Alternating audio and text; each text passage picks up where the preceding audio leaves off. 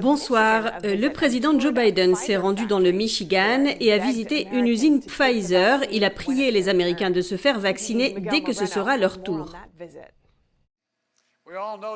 Nous savons tous qu'il y a eu dans ce pays une histoire de soumission de certaines communautés à des abus médicaux horribles par le passé. Mais s'il y a un message à faire passer à tous, c'est celui-ci. Les vaccins sont sûrs. S'il vous plaît, que ce soit pour vous, votre famille, votre communauté, votre pays, faites-vous vacciner quand ce sera votre tour. Le président a donné ce discours après avoir visité l'usine Pfizer à Kalamazoo, dans le Michigan. Il a affirmé qu'il y aura un vaccin pour chaque Américain d'ici fin juillet, mais ils ne seront pas tous utilisés. Certains Américains l'ont en effet refusé, y compris dans l'armée. Au premier regard et selon les premières données, je pense que le taux d'acceptation se situe environ aux 2/3. Bien sûr, ce chiffre varie en fonction des groupes. Selon les données du chef d'état-major, environ un tiers des militaires refusent le vaccin. Biden affirme que le nombre quotidien moyen de vaccination a presque doublé depuis la semaine précédant son investiture. Malgré les progrès, nous sommes toujours en pleine pandémie. De nouveaux variants apparaissent. Dans quelques jours, nous aurons dépassé le demi-million d'Américains morts du Covid-19, 500 000. C'est presque 70 000 de plus que le nombre d'Américains morts durant la Deuxième Guerre mondiale sur une période de 4 ans. Biden a aussi mentionné son projet d'aide de 2 000 milliards de dollars pour la pandémie, affirmant que le Congrès devrait l'accepter. Et avec l'administration Biden à la Maison-Blanche, une militante pro-vie s'attend à voir plus d'actions au niveau des États et au niveau local. La militante Layla Rose nous donne son point de vue sur la politique de l'administration en matière d'avortement. Depuis l'entrée en fonction du président Biden, la Maison-Blanche évite de donner sa position sur l'avortement. Interrogée à ce sujet, la porte-parole Jen Psaki refuse de répondre directement et voici ce qu'elle déclare. Je vais juste profiter de l'occasion pour vous rappeler à tous qu'il est un catholique fervent et quelqu'un qui va régulièrement à l'église. Layla Rose, fondatrice de l'organisation pro-vie Live Action, déclare que les Américains doivent être conscients de la grande tromperie de l'administration Biden concernant l'avortement. Alors que le président se dit catholique fervent, une religion qui protège le caractère sacré de la vie, Layla dit qu'elle pense qu'il utilise la religion comme couverture. Le président utilise la religion chrétienne pour dissimuler ses politiques extrêmes et sa promotion de l'avortement. Et c'est tout simplement le pire des mensonges, c'est la plus grave des violences, c'est ce qu'il faut dénoncer. Selon elle, la plupart des Américains ne sont pas conscients de la position extrême de l'administration en faveur de l'avortement, probablement parce que Biden proclame sa foi catholique. Selon la militante, les gens s'inquiètent lorsqu'ils en prennent conscience. Depuis sa prise de fonction, Biden a annulé la politique de Mexico, une politique qui empêchait de financer les avortements aux États-Unis et à l'étranger. Biden a également remis en question son ancien soutien à l'amendement Hyde, une législation qui interdit l'utilisation de fonds fédéraux pour les avortements. Selon Layla Rose, l'administration Biden-Harris est l'administration la plus favorable à l'avortement dans l'histoire et elle affirme que non seulement les libertés des enfants à naître sont en danger, mais aussi les militants pro-vie. Par exemple, sa propre vice-présidente, Kamala Harris, est en guerre contre les pro-vie depuis qu'elle était procureure générale de Californie. C'est elle qui a envoyé ses agents d'État fouiller l'appartement d'un journaliste pro-vie, mon ami David Daleiden. Selon Layla Rose, on peut s'attendre à plus d'actions pro-vie au niveau des États. Elle et son association continueront aussi à travailler pour protéger le caractère sacré de la vie par l'éducation. En fin de compte, dit-elle, la politique n'est pas la solution pour mettre fin à l'avortement. C'est un changement de mentalité et de façon de voir les choses. C'est le combat de la vérité contre un mensonge, du meurtre de l'innocence contre l'amour et le soutien de la vie.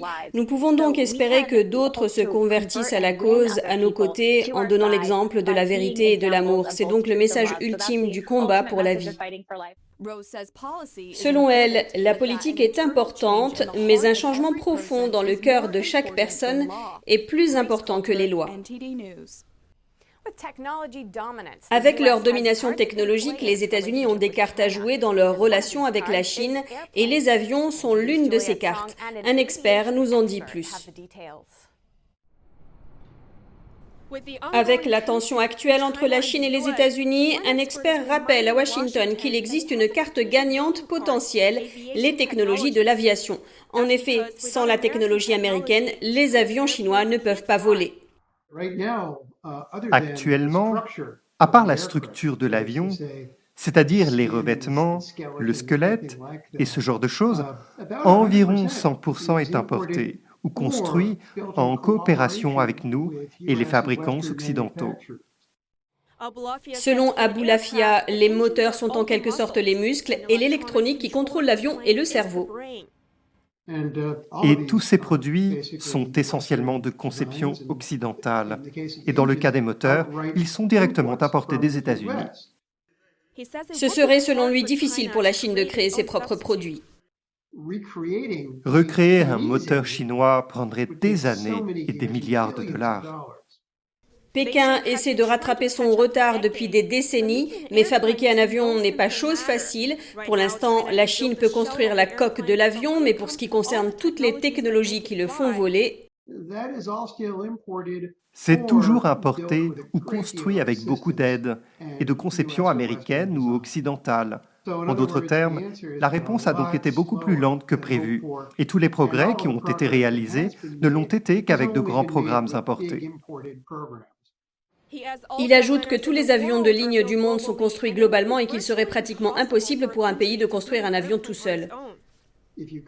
Si vous pouviez le faire, vous seriez sûr d'avoir un avion plutôt mauvais, parce qu'un concepteur d'avion doit pouvoir faire ses achats partout pour trouver les meilleures technologies. La Chine pourrait donc essayer de le faire, oui, probablement dans 10 ou 15 ans, avec des milliards de dollars dépensés, et il aurait un très mauvais avion en conséquence. Et en ce moment, l'administration Biden a les cartes en main. En effet, en décembre dernier, l'administration Trump a émis un décret qui rend très difficile pour les entreprises américaines d'exporter des technologies aéronautiques à près de 60 entreprises chinoises. Il reste à voir si l'administration Biden maintiendra ce décret. Comment l'Europe réagit-elle face aux efforts du PCC pour imposer son influence dans les médias? 2 députés allemands nous donnent leur point de vue. L'autorité britannique de régulation de l'audiovisuel a interdit la chaîne du régime chinois CGTN il y a 2 semaines. La station a donc perdu sa licence en Grande-Bretagne, mais ce n'est pas tout. En Allemagne également, la CGTN doit arrêter de diffuser puisque sa licence est liée au Royaume-Uni. Et là-bas aussi, on craint son rôle politique. Cette station est définitivement contrôlée par le Parti communiste chinois et ils suivent clairement les lignes des autorités chinoises. Et on doit reconnaître qu'en fin de compte, il s'agit de la propagande du PCC. Mais la CGTN persiste à dire qu'elle est indépendante du parti. Pourtant, des observateurs remarquent que le PCC intensifie sa campagne d'influence en exploitant la tradition occidentale de liberté d'expression. Est-ce que le Parti communiste chinois peut se prononcer sur des problèmes en Allemagne? Pourquoi pas? Mais dans ce cas, ça devrait être clairement dit et non pas camouflé. On doit clairement indiquer que cette information provient du Parti communiste chinois. En réponse à l'interdiction britannique, une semaine après, le PCC a interdit la BBC en Chine. Nous devons clairement faire comprendre aux Chinois qu'il y a des limites. Et je crois fermement que si nous sommes unis en Europe, nous aurons un impact sur la Chine. Avant l'interdiction, l'autorité britannique avait mis en garde la CGTN contre la diffusion de confessions forcées telles que celle du citoyen britannique Peter Humphrey et l'Union européenne a adopté un protocole pour sanctionner les individus impliqués dans des violations des droits de l'homme. Souvent, le responsable de la chaîne ne fait qu'exécuter des ordres, mais nous devons trouver qui se cache derrière et le plus souvent, on peut les identifier. Il semblerait qu'il y ait des enquêtes maintenant et nous devons répondre avec des sanctions. Une question se pose maintenant, l'Europe peut-elle s'unir pour répondre aux campagnes d'influence du PCC? Les États-Unis sont peut-être tout proches de l'octroi de réparations aux Noirs américains pour remédier aux conséquences de l'esclavage. Examinons les voix pour et les voix contre. Les réparations ont toujours été un sujet controversé, et dans le climat politique actuel, on est peut-être tout près d'accorder des réparations aux Noirs américains. L'administration Biden est favorable, le président a déclaré qu'il soutiendrait un groupe de travail pour étudier la question, et la vice-présidente a lancé l'idée lors de son passage au Sénat. Un débat de la Chambre a réuni les intervenants favorables et défavorables à la proposition. Certains ont affirmé que les réparations sont une étape nécessaire à la réconciliation. L'Amérique doit s'engager dans des réparations complètes. Il n'y a aucune raison rationnelle pour que la norme de réparation la plus élevée ne soit pas appliquée à un peuple lésé par son propre gouvernement de tant de façons et pendant tant d'années. Les réparations peuvent jouer un rôle dans la lutte contre les disparités en matière de santé car elles visent à réparer les structures d'injustice, y compris les structures d'injustice raciale qui produisent des disparités en matière de santé.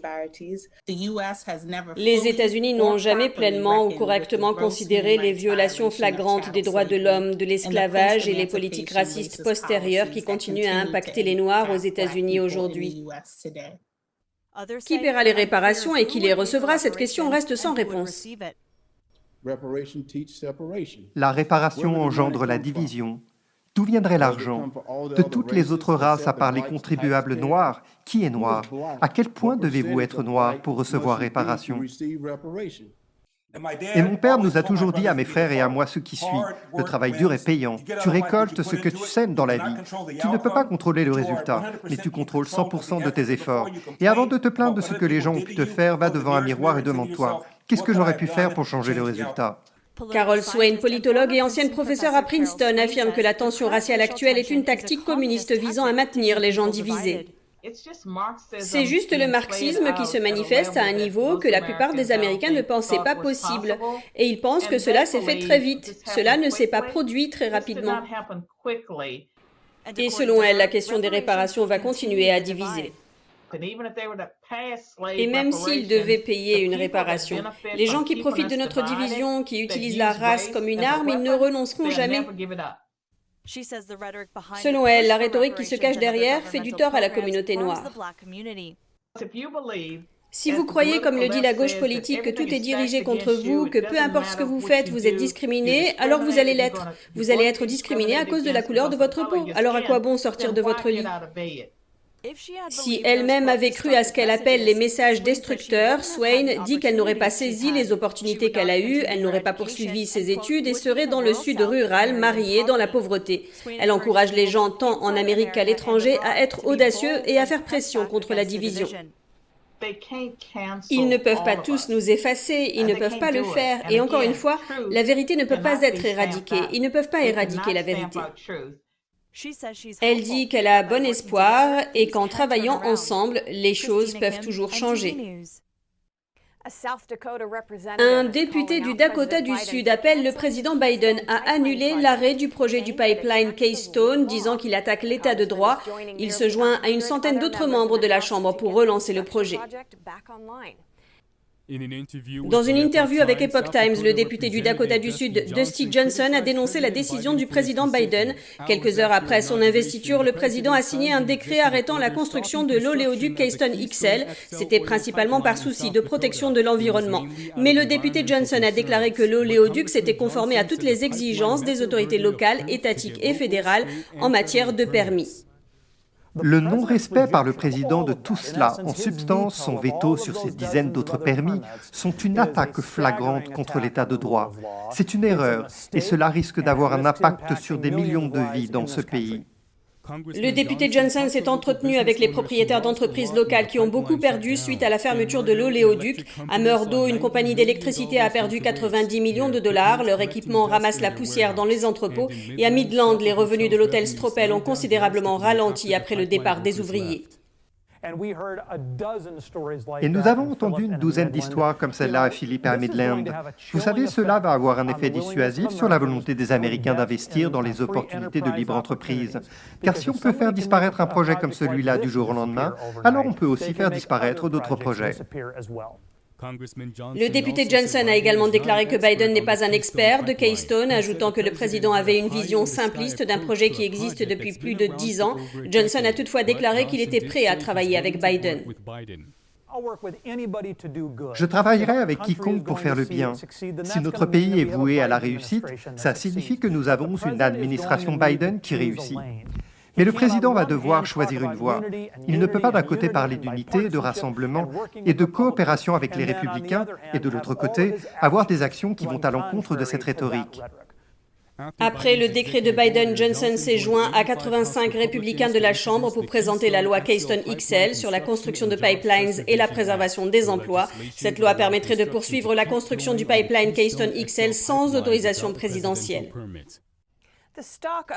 Les actions d'une société chinoise de drones font un plongeon spectaculaire, moins 60% en un seul jour. Cela fait suite à un rapport qui accuse la société de mentir sur ses revenus. Les actions de la société chinoise de fabrication de drones Ehang Holdings ont chuté de plus de 62% sur le marché du Nasdaq mardi. Cette chute serait due à un rapport d'une société de recherche sur les investissements. Wolfpack Research a publié un rapport accablant. Elle est spécialisée dans la vente à découvert. Ils affirment que Ehang est une opération boursière élaborée, basée sur des revenus largement falsifiés, des contrats de vente fictifs et des mensonges. Ils disent que Ehang est, je cite, destiné à s'effondrer et à brûler. Wolfpack affirme avoir recueilli de nombreuses preuves, notamment des photos prises en coulisses, des appels téléphoniques enregistrés et des vidéos de bureaux de Ehang. Ces éléments ont amené Wolfpack à croire que le principal client d'Ehang avait signé des contrats de vente fictifs pour son propre bénéfice. De son côté, Ehang a répondu que le rapport était erroné et sans fondement. Le fabricant chinois de drones affirme également qu'il respecte la réglementation du Nasdaq. Ehang a fait ses débuts aux États-Unis fin 2019. Alors que les liens entre les États-Unis et la Chine se détériorent, la guerre commerciale se transforme en une guerre technologique. La dernière initiative de Pékin suggère que la défense nationale pourrait être le prochain front. La Chine tente de réduire ses exportations de métaux de terre rares vers les États-Unis. Ce matériau est crucial pour les équipements de l'armée américaine. Les terres rares désignent 17 éléments chimiques utilisés dans tout ce qui va des smartphones aux équipements militaires en passant par les avions de chasse. Selon le Financial Times, la Chine contrôle environ 80% de l'approvisionnement mondial en métaux de terres rares. Un récent rapport du Congrès indique que chaque avion de chasse F-35 nécessite plus de 400 kilos de terres rares. Les États-Unis relancent actuellement des entreprises d'extraction et de transformation de ces métaux afin de réduire la dépendance américaine vis-à-vis de la Chine. Un expert de la Défense nationale conseille au gouvernement de ramener les chaînes d'approvisionnement aux États-Unis. Ce que les États-Unis doivent faire, c'est réduire les flux de capitaux vers la Chine. Réorienter ces flux de capitaux vers les États-Unis pour reconstruire l'infrastructure, reconstruire notre base manufacturière. Le président Biden a déclaré vouloir investir dans les infrastructures américaines dans les années à venir.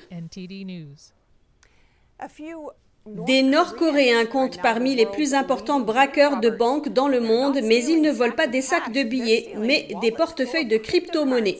Le département de justice américain a inculpé 3 programmeurs pour avoir essayé de voler près de 1,3 milliard de dollars. Qui sont-ils et de quel endroit opèrent-ils? Réponse en images. Voici Kim Il, 27 ans, l'une des personnes qui aurait préparé l'une des cyberattaques les plus nuisibles de l'histoire. Lui et John Chang-hyok sont les membres supposés d'une organisation nord-coréenne engagée dans la cybercriminalité. Hyok parle anglais, coréen et mandarin. Selon les accusations, d'autres pays tels que la Chine et la Russie permettent à ces hackers d'opérer depuis leur territoire pour le compte de la Corée du Nord. Voici Park Jin-hyok, 36 ans. Le FBI le recherche pour avoir participé à des fraudes bancaires et des intrusions informatiques. Ces pirates informatiques sont recherchés pour avoir volé plus de 1,3 milliard de dollars en crypto-monnaie à des institutions financières. Mais ce n'est pas tout. Écoutons le porte-parole du département de la justice, John Demers. Il explique comment le régime nord-coréen est devenu un expert pour dérober de l'argent à des institutions à travers le monde. Ça montre en détail comment la cybermenace du régime nord-coréen a suivi l'argent et a orienté ses activités pour générer des revenus vers la finance de pointe, ce qui inclut le vol de crypto-monnaies des plateformes d'échange et autres institutions financières. Dans certains cas, à travers la création et le développement d'applications autour des crypto-monnaies qui contiennent des portes dérobées cachées. Les hackers auraient commis plusieurs cyberattaques pour se venger ou pour des gains financiers contre les entités suivantes. Vous voulez qu'on tue le leader nord-coréen?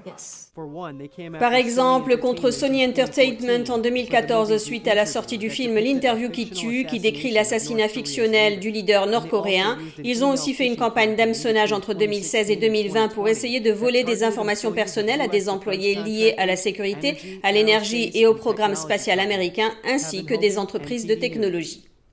Depuis le 1er février, la chaîne NTD TV vous propose chaque jour 1 heure de programme en français, accessible gratuitement sur les canaux suivants: Orange canal 548, Free 799, SFR 921 et Bouygues 802. La première diffusion est programmée à 20h avec une rediffusion le lendemain à 13h. Vous pouvez aussi retrouver toutes nos vidéos en vous rendant directement sur notre site internet ntdtv.fr.